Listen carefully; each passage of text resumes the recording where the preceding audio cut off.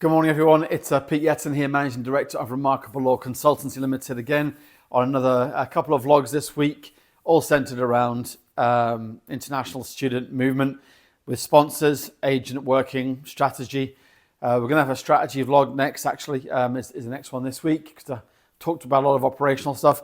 What we're going to talk about today, though, is an operational piece, just because we're in towards the end of May. The CAS cycle has already started, really, for the cohort starting coming in September. There's a couple of things that I always come across when I'm helping an institution either post internal audit or ask me to come in and help them with create an action plan for a pre-audit or just look at their whole international student journey. So the one I always find is missing potentially is a delayed entry and an academic referral process. So normally there is a process that exists with regards to students who are going to come in late, and it centres around the admissions area about a delayed entry for any given reason. There's a couple of things, though, when we're looking at high-risk recruitment countries. We know historically that we shouldn't really be issuing CAS five weeks maximum before the course start date.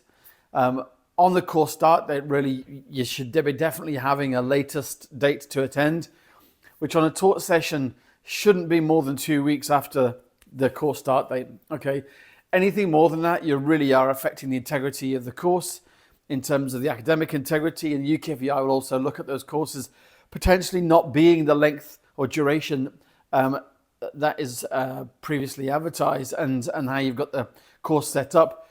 Because if a number of students are always arriving at week 3 and week 4 of a 12-month course, the argument really is that if they're completing, it can be argued as an 11th month course, and then you're affecting the grace period if that course was ever challenged. Now, that's never happened, but we've got to be mindful of the spirit of how we're trying to operate in, okay?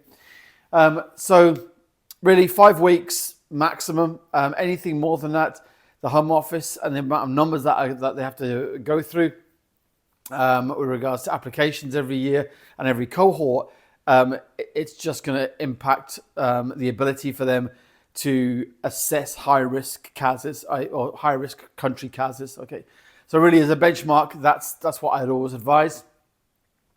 If you've got a really strong agent network that you are close to, they are very well trained, the due diligence is good, and the trust is there, they've got a history of trust with yourselves, then you obviously can issue the CAS to the agent really early, and that obviously takes it from your workflow from a sponsor point of view, from the admissions area, but then you've got to make sure that the agent is doing the final checks, the financial doc checks, prior to that CAS being issued for their client. So that's one thing to be mindful of, is that CAS period of when you are issuing CAS, not the 5-week period. If it is late, and there's a delayed entry, either the UKVI haven't made a decision yet, or the decision's been made and it's quite late, as in no more than 2 weeks beyond the course start date. Then I always recommend to do an academic referral process for delayed entries. And how that looks is that the request comes in to arrive late on course. That should be an academic decision based on the tutor for that course, really. So that comes through to either admissions, that should then go to either your visa compliance area, to then go to the academic to make a decision. What the visa compliance director or manager or the academic registrar, because both of those are in that position of making a decision on a student starting based on the ability for that student to complete, what's in the best interest of that student, and also what's in the best interest of that sponsor to make sure that the student's going to be completing. So what we need to see really is a proper codified support package from the academic to say, yeah, I don't mind Mr. X arriving on this date. We'll put in 2 extra tutorials, and we'll benchmark that every fortnight to make sure that they're going to be okay. That needs to be sent then, I would advise, to your compliance area, put on SMS in terms of a student is arriving late, either visa delayed, academic support packages in place, extra tuition, actually codify it on SMS. That way, if the student does arrive late at an airport and they are detained or stopped, then they can see clearly that there is a thought process behind that student and the support piece. Just something to think about, something else that you get from me when you contract with me. Have a wonderful week, stay connected, and stand by for vlog 2 at some point about strategy.